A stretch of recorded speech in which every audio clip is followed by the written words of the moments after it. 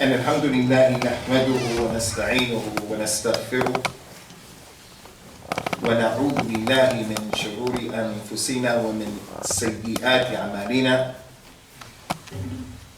من يهده الله فلا مضل له ومن يضلل فلا هادي له وأشهد أن لا إله إلا الله وحده لا شريك له وأشهد أن محمدًا عبده ورسوله صلوات الله وسلامه عليه أما بعد فإن خير الكلام كلام الله وخير الهدى هدى رسول الله محمد بن عبد الله صلوات الله وسلامه عليه تسليما كثيرا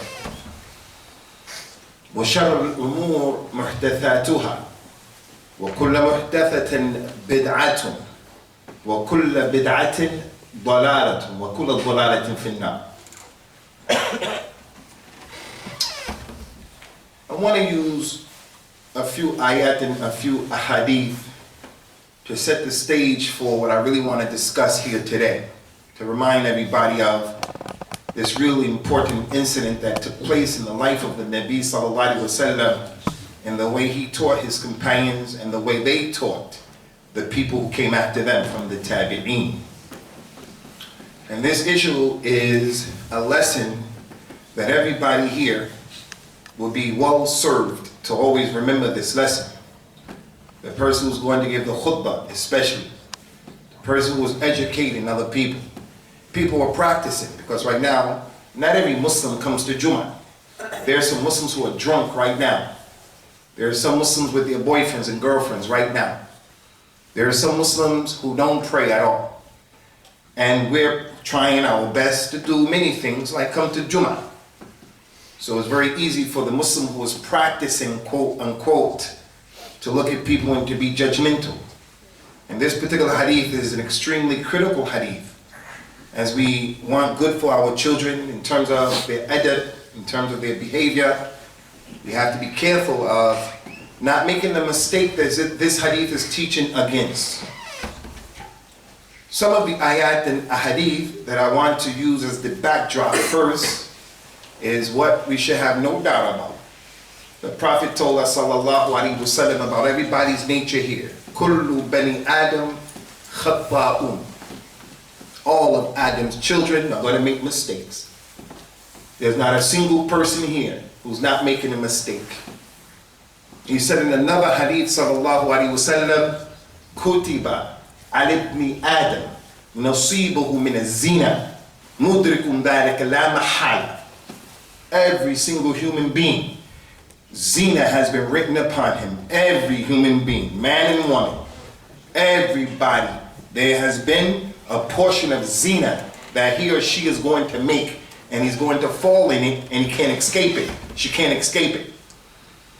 He went on to mention what zina here. He went on to mention that there's zina of the eyes.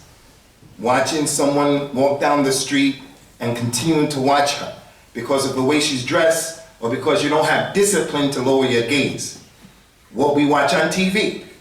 A person goes to the movies, a person watches a movie on TV, and he feels that it's innocent. But on that TV, things are being said and things are being done that he's watching and he's hearing. So that's the zina of the eyes, the zina of the ears, the zina of the lisan. Everybody. But that doesn't mean that a person can say to another person, hey, you a zani. Don't say that. Because if you accuse someone of zina, that big zina, then in Islam, that's another rule in hukum. So don't misunderstand that hadith. There's the major zina that people are flogged and stoned for. And then there's the zina that happens as a result of mixing with the people in the society. So the hadith said, everybody is going to make zina. Everybody. Everybody in this room. And then there are people, maybe in this masjid, Allahu Alam, who make zina or have fallen into zina at some point in their lives. Real zina. And there are people who drink khamr, and there are people who murdered other people. Someone may say, no, we don't have any murderers here. We don't have, you don't know. The lady got pregnant and she was married. She murdered her child when she got an abortion. they had an illegal, illicit relationship, they murdered that child to hide the sin. That's in every masjid. Every masjid.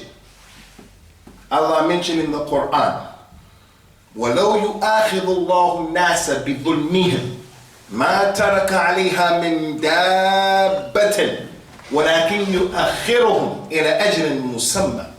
If Allah were to take everybody to account for what they did, Allah wouldn't leave a single person walking on the face of the earth. That's everybody in this masjid. I'm not saying this will make zina, that will. I'm not saying that. I'm saying Abu Usama, I begin with myself, me. If Allah held me accountable for everything that I've done since 1986 to today, as a Muslim, He can take me off of the first face of the earth, and I deserve it. I deserve to go into the hellfire because all of the mistakes that Bani Adam makes, everybody here. Based upon that, that's the backdrop. Everybody is making mistakes. Even the people in the first row, even the people who make the adhan, even the people who give the khutbah, even the people who wear jilbab, even the people who give sadaqah, make hajj and umrah, everybody is making mistakes. Which brings us to the hadith in Sahih Muslim to teach this tremendous lesson. One of the tabi'een, his name is Ikrimah ibn Ammar al-Yamani. He said, I walked into the Prophet's masjid in Medina, sallallahu alaihi wasallam, during the time of the companions. The Prophet is not there anymore. He said, when I came into the masjid, there was an old man who was sitting over there, and he said to me, just like that, Ya Yamani, hey, you man from Yamama, because of the way he was dressed. He said, don't ever say to any Muslim, verily Allah won't forgive so-and-so. He didn't tell him, don't you say to someone, Allah won't forgive you. He didn't say that. He said, don't you say to someone, Allah won't forgive so-and-so. Talking about somebody else. So what do you think he would imply and mean if it came to you telling somebody directly, Allah won't forgive you? He said, don't say that to any Muslim. The man said, so I said, okay, but who are you? And he was an old sheikh. He said, I'm Abu Hurairah.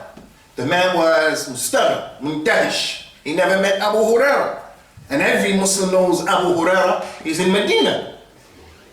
He said, subhanallah. He said, wallahi, one of us, when we get upset, when we get angry, we say that to our family members. One of us, when he gets upset and angry, he says that to his wife. One of us, when we get upset and angry, he may say that to the person who works for him, his khadim, his servant. He said, don't do it like I told you. Because I heard the Prophet ﷺ, he told us, the companions, about the hadith. And it's a famous hadith, ma'ruf, mashhur. And yet people forget it very easily. The father forgets it when he's dealing with his children, who he wants to do better. The mother forgets it when she's dealing with her children, when she wants them to perform better in their religion. The husband forgets it when he wants his wife, who's a revert, to perform better. The wife forgets it when she wants her husband, who just came to the religion, they got married, she wants him to do better. And people become judgmental. He said the Prophet told us, sallallahu alaihi wasallam, that there were two men from Bani Israel, and they were brothers in the religion. And one of them was religious, and the other one was irreligious. Every time the religious brother would pass by his friend, he would see him doing wrong and doing mistakes.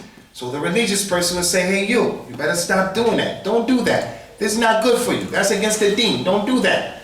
The irreligious person would say to him, leave me to my Lord. You mind your own business. You haven't been sent as a watch over me. You're not responsible for what I do. The next day he saw him doing something else. He told him, hey, don't do that. This is a bad thing that you're doing. It's against the religion. The one who was making a mistake said again, hey, leave me to my Lord. You stay in your lane. You do what you do. You and leave me, I do my thing. You're not my Lord. Leave Allah to judge me. He came the third day. He saw the man doing something greater than what he saw the previous 2 days. Something that's unspeakable, something that's really serious. He came to find out, she came to know that this person is doing something crazy. So he became upset. And he said, hey, you, didn't I tell you to stop doing these things? you better stop doing what you're doing. He said, leave me to my Lord. You haven't been made as a watch over me. He said, wallahi, Allah is not going to forgive you. And Allah won't put you into the Jannah. So Allah Azza wa Jal caused both of them to die, and He raised them up. And it's not Yawm al-Qiyamah yet. Allah caused both of them to die from Bani Israel, and He raised them up. And it's not Yawm al-Qiyamah yet.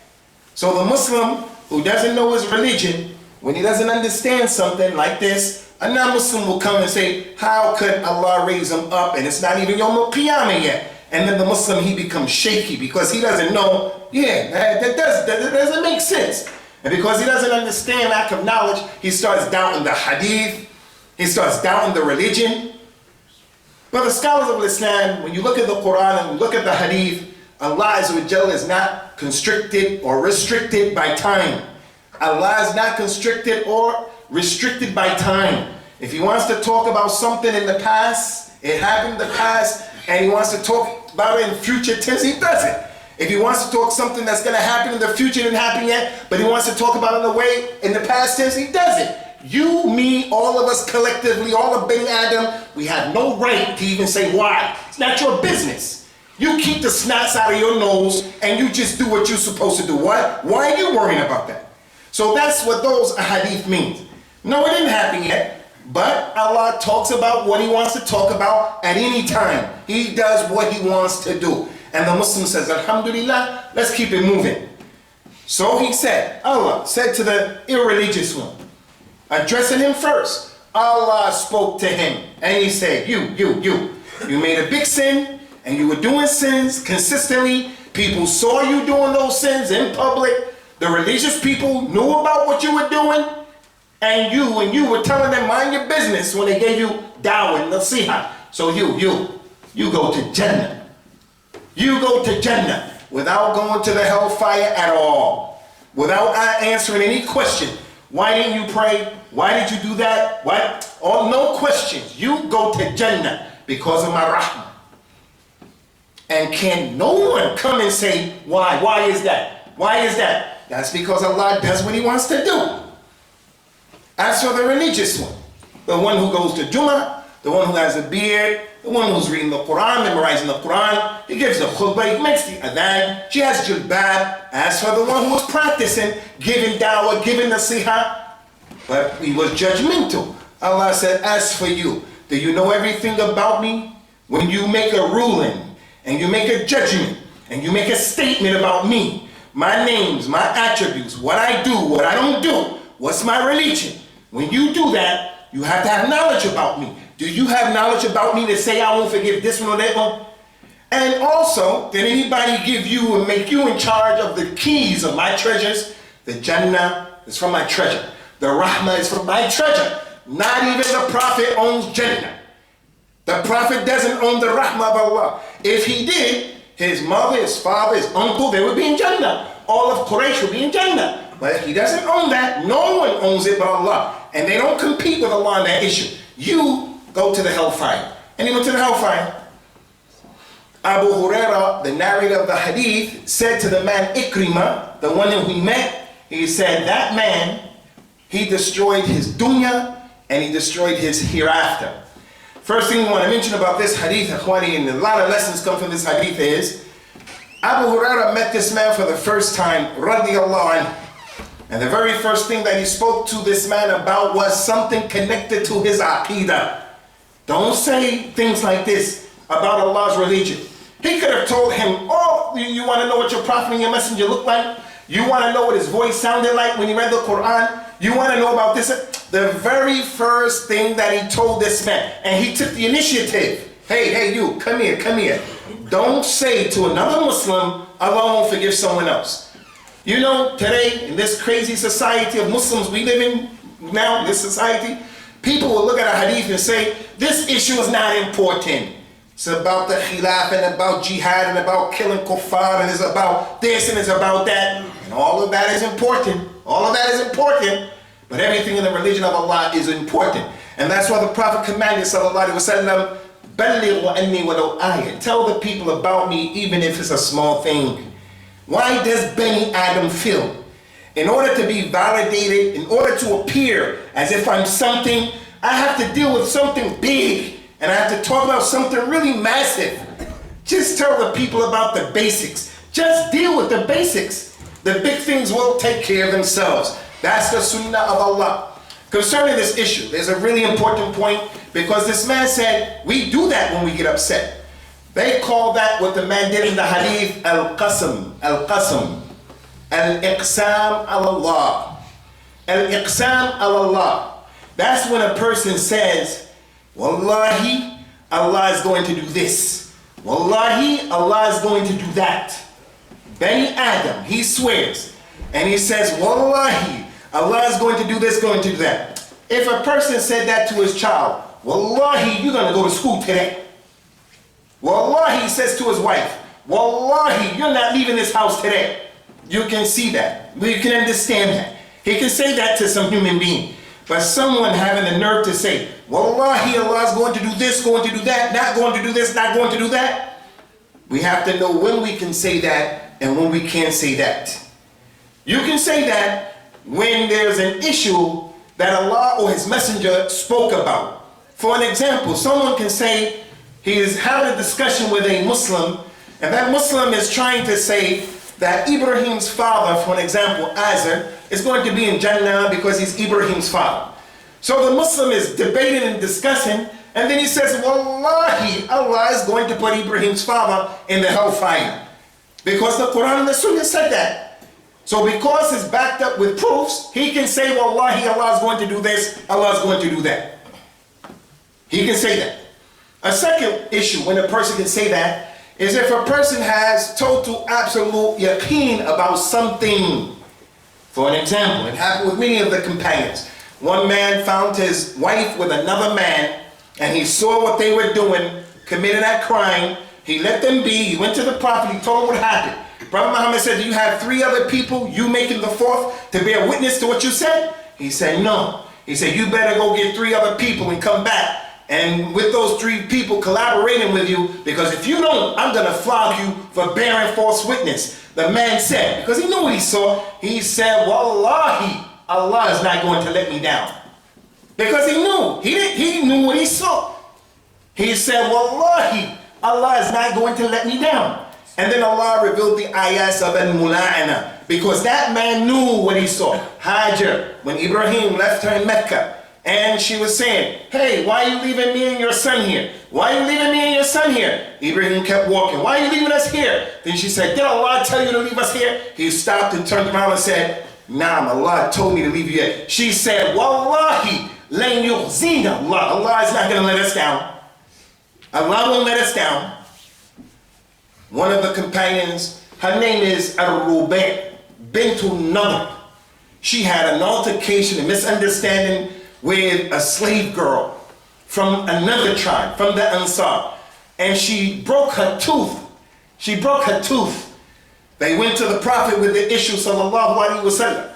The Nabi judged. He said, now what has to happen is what Allah said in the Quran. وَالسِّنَّ بِالسِّنِّ وَالْجُرُحْ وَالْجُرُحْ وَالْجُرُحْ قِصَاص. An eye for an eye, a tooth for a tooth. A nafs for a nafs, eye for an eye, nose for a nose, ear for an ear, tooth for a tooth, a wound for a wound. She broke her tooth, we're going to break her tooth. We're going to break her tooth. Her brother's name is Anas ibn Nadr. When he heard about that, he said, Ya Rasulullah, my sister, Ar-Rubai' bintu Nadr, my sister, her tooth is going to be broken? The Prophet said, yes, tooth for a tooth. He said, Wallahi, her tooth is not going to be broken. He didn't mean an i'tirab. He didn't mean I'm against that ruling. He didn't mean that. Another case, those people who claim to be Muslims and they hate the companions, they bring these kinds of examples to show the companions were bad. And when a Muslim doesn't know his religion, he can fall into it. Because the man said, Wallahi, her tooth is not going to be broken. Not the daughter of Nadr, not my sister.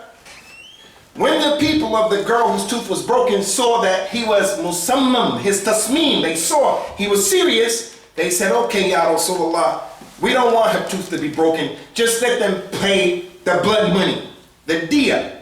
The Prophet, he smiled. He told them, sallallahu alayhi wa sallam, inna min ibadillah men law aqsama ala Allah la abarrahu.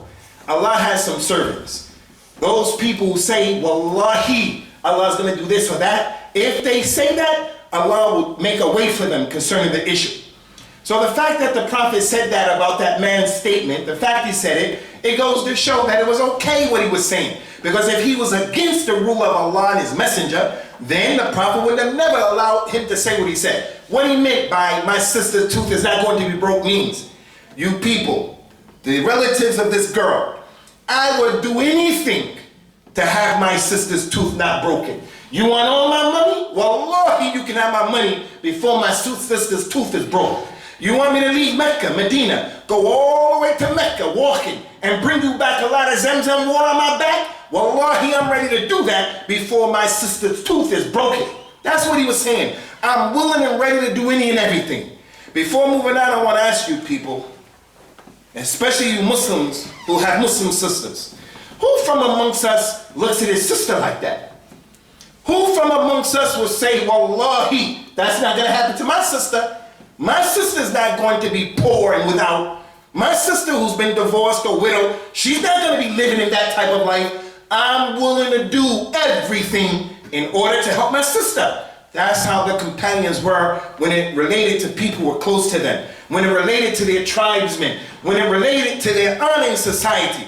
If his sister gets her tooth knocked out, then the people in society are going to look and say, oh, she's the one who got the tooth knocked out, so that's naive. I'm the man of the family. So that man said, well, wallahi, that's not going to happen. Not, I'm against the ruling. I'm ready to do whatever has to be done to cover up the awrah of my sister, to take care of my sister. Anyway, that is a qasam that's permissible. When a person has total yaqeen, I didn't do this. What they're saying is a lie. I know what I'm talking about. Wallahi, Allah is not going to let me down. He doesn't say, wallahi, Allah is going to get me out of the situation in 2 days, 3 days, 1 week. Maybe Allah won't open up and let people know his reality for the rest of his life. But Yawm al-Qiyamah is going to let him know. So it's permissible to say that. Then there's the iqsam al-Allah that's not permissible. And it's this one right here. When a person swears that Allah is going to do this and going to do that, and when he swears, what he means is al-ijab. Like this man. Allah is not going to forgive you. What made that man say that? What made him say that is he was being judgmental. He was saying that as if to say, I'm better than you. Allah is going to put you in a hellfire as for me. He would have never said that about himself. He would have never said, well, Lord, Allah is going to put me in the hellfire and never forgive me. He says that to someone else, and the lisan of his hal, his condition is saying, I'm better than you. So that goes to show the impermissibility of talking to people who you perceive them as not being religious. When they do crazy things. They go to the party, they go to the pub. She dresses in a provocative way. We're not saying that we should be easy and light with those sins, but what we're saying is you shouldn't be mu'jib with yourself, which brings us to this issue. There's an imam from London, used to be the imam in Acton Masjid. He was murdered last week. The police have found what appears to be the people who conspired to do the murdering. I was thinking they're going to find some BNP person who did it, some EDL person. Where I live at in Birmingham, we had Uncle Salim, rahimahullah. He was about 70 years old. I see no one in this masjid the same age as Uncle Salim. He used to pray in the first row, on the right, on the left side, the right of the imam. He used to walk to the masjid every day for salah. He was going to Salat al-Isha. Some BNP racist guy came, took a long knife, put it in him, came out, took it out, and the man died. We ask Allah on this auspicious day on this minbar to put Sheikh Salim, Uncle Salim, in the Jannat al-Firdaus. I thought that's what was going to come out. The man was from Syria. He talked about the regime. He talked about the kafir that used to be over Syria. He talked about the kafir that's over Syria right now. But it didn't make sense. Why would they kill him? They don't need that political problem. They have enough problem. That's what I said. Our worst fear came true. Muslims did it. That's what it appears. And what type of Muslim? It's the Muslims who exist today, Ikhwani, who they look at other people and they are judgmental. When you disagree with them, they say you're a kafir. about to embark upon the voting, the elections. Some of the scholars said you can vote with conditions. Other scholars said you can't vote at all. And both sides have their point of view and their proofs. This one takes the position, I believe we should vote to change the system. This one says no, voting is kufr, is other than what Allah revealed. Both of them have their proofs. But it seems like the people who say you can't vote, they have this mentality, a group of them. They're hardcore, rough and tough. They'll say, you a kafir because you said that. And it doesn't stop with that statement, you're a kafir. After that statement, they start to put on their faces the kutra, like the Palestinians wear, the scarf. They cover up their faces, the eyes are showing, and then before you know it, he comes and he kills the brother. He kills the imam. He kills the imam. Why? He kills the imam because you are kafir and your blood is halal and I'm in Jannah. You are in the hell, I'm in Jannah. This is a sickness I saw today. I was going to get the khutbah or something else. But when I saw what I said, hey, we have to address this issue in our community. I saw the guy being interviewed by the BBC. And you would think that if a person was going to be on BBC, those programs like The Big Question, I question whether or not one of us should appear on that show because they're going to always try to ask you questions to tie you into knots.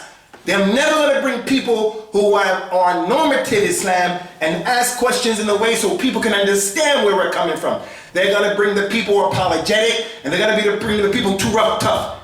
So you would think when BBC is interviewing a person, calm down, be muhaddib, be a person dhu khulq, be a person who's sabir, take it easy. This is not a khutbah, you're on BBC. Don't scream and shout and sweat, it's not the time, it's not a khutbah. Khutbah is something else. The guy got on an interview and he started saying, we're gonna kill you. Not only because Islam told us that, the lady said, but hey, why? I know Muslims who are law-abiding citizens. He said, any Muslim who obeys the law is a kafir. And you know what he called them? A brown coconut. Using abusive words and descriptions. This is dawah. This is dawah. Abusive words. Coconut this, kafir that, you're this, a traitor that, munafiq this. And then he used the dalil from the Quran. From the Quran. Muhammad Rasulullah. وَالَّذِينَ مَعَهُ أَشِدَّاءُ عَلَى الْكُفَّارِ.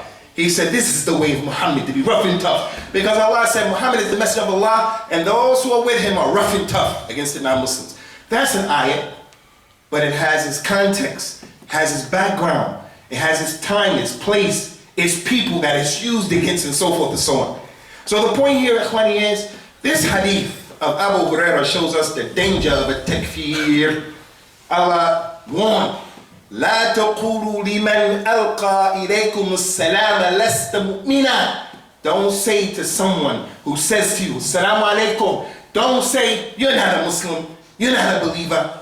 The Prophet said, من قال لأخيه يا كافر فقد باء بها أحدهما. Any Muslim who says to his brother, you're kafir, one of them, that word is going to hit them. In America, there was a group of people, they were non-Muslims. They were called the Nation of Islam. They were not Muslims, but they were claiming they were Muslims. Some of them came into Islam. They used to give the salams, as-salam alaikum. They used to say it like this, salam alaikum. That's how they used to say it. Because they didn't have knowledge, they didn't mix with Arabs, so they didn't say as-salam alaikum. They say salam alaikum. So right now, if some of the non-Muslims who I grew up with, when I go back to where my mother is, if they see me non-Muslims, they say to me, salam alaikum. Salam alaikum, brother. I don't give them salams. I say, as-salam ala man ittaba al-huda. That's what the Prophet told us to say, if you know the person's not a Muslim. But there's a person, I don't know him. I don't know him. He's an African American. He's on the bus, he's walking the street. He says, I'm a Muslim. So he says to me, and I don't know him. He says, salam alaikum. Since I don't know him, I say back to him, wa alaikum salam wa rahmatullah. Because I don't know, Muslim, not Muslim. That's not my business. He gave me salams, I don't know him. And Allah just said, don't say to people who give you salams, you're not a believer. Don't make takfir of Muslims. Don't say that a Muslim is a non-Muslim. That's the big issue. But the smaller picture, inshallah, is don't be judgmental. People who are not practicing, who are you? Who are you who are you and who am I? That when we leave this place, we see a Muslim right on the street, he goes by. And then we say to him, hey, what are you doing? Why you didn't go to Jummah? Maybe he's going to another masjid that they pray a little later. Maybe he's a traveler. Maybe he has to go tend to his mother who's sick. Maybe. If anything, when we talk to the person, we talk in a gentle way and we give excuses. As for this judgmental approach, كل بني آدم كتب عليهم نصيبهم من الزنا مدرك ذلك لا محالة. All of Adam's children are going to make some form of zina and they can't escape it. أقول قولي هذا واستغفر الله لي ولكم ونسأل الله التوفيق والسداد. أكرمك الله. أسأل الله أن يفتح عليك بيمينه إن شاء الله. بسم الله الحمد لله والصلاة والسلام على رسول الله أما بعد. إخواني, last thing we want to mention in less than 1 minute. Many things can be pulled out and derived from this particular hadith. Already the time is past the 30-minute mark. But I'll stop right here. What I want though to say to the community is, today, Ikhwani, today, let us start to make a commitment that we're going to take care of this masjid financially. The masjid is not getting the maximum out of the community. The people who are using the facilities. Let us not do that. We're asking the people on a weekly basis, on a monthly basis, make a commitment that you're going to make an extra effort. Not just £1. Alhamdulillah, may Allah put barakah and khair in the pound. But don't just do something. Make a commitment, I'm going to do a little bit more. Because the masjid needs it. And Allah Ta'ala from his names is, he is Al-Ghani. He's rich. He said about himself, Wallahu ghani al-alameen. He doesn't need nothing from people. When we spend for ourselves. This masjid is facilitating for us our ibadat in al-Islam. So I'm asking you by Allah, not to take advantage of you, but for our own good. I'm asking you by Allah, give more generously to the masjid. Not just what you can, but a little bit more. Showing that between you and Allah, there is iman and there is yaqeen. We ask Allah Ta'ala to make us of those people truthful in word and deed, to establish us firmly upon the Kitab and the Sunnah, make us of the people of the Tawheed, and to forgive us for all our mistakes, our sins and indiscretions, and to protect us from the sickness of being judgmental, the sickness of being intolerant, the sickness about talking about Allah's religion without any knowledge. Aqim as-salat yarhamakumullah.